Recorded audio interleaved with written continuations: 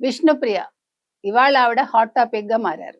ఆవిడ మీద ఒక కేసు నమోదైంది విజయవాడలో. అది కూడా క్రిమినల్ కేసండి. ఎందుకు జరిగింది? అదేంటండి విష్ణుప్రియ మంచి యాంకర్ కదండీ!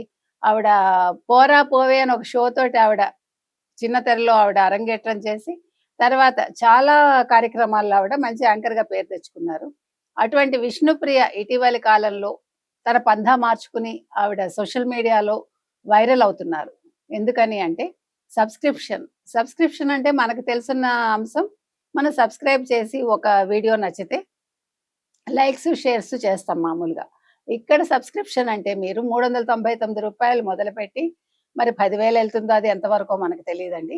అంటే ఆవిడ ఆ రకంగా ఆవిడ అందాలు ఆరబోస్తున్నారు. దీనివల్ల యువత పెడదారి పడుతున్నారు అనేది ఇవాళ చర్చనీయాంశంగా ఉంది. దీని మీద ఆవిడ మీద ఒక కేసు ఫైల్ అయితే అయ్యింది.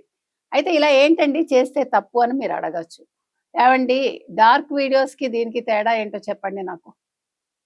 మనం ప్రాస్టిట్యూట్స్‌ని తిడుతూ ఉంటాం గదండీ!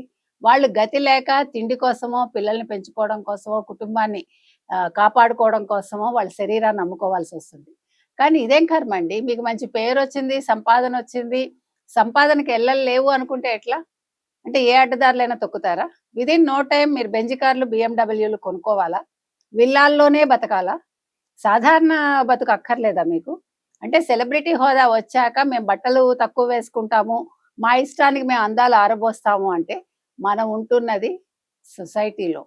ఈ సొసైటీలో ఉండేటప్పుడు మనం కొన్ని నియమ నిబంధనలు పాటించాలి. అందుకని ఇవాళ విష్ణుప్రియ దీని మీద ఇంకా స్పందించలేదండి. అయితే ఒక విష్ణుప్రియ ఇలా చేశారా అండి అని మీరు అడగొచ్చు. విష్ణుప్రియ ఒక్కళ్ళే చేసుండరు. ఇంకా చాలా మంది ఉంటారు. వాళ్ళ పేర్లు బయటికి రావాలి. వాళ్ళ మీద క్రిమినల్ కేసులు నమోదవ్వాలి. వాళ్ళ ఇన్‌స్టా అకౌంట్‌లు బ్లాక్ చేయాలి.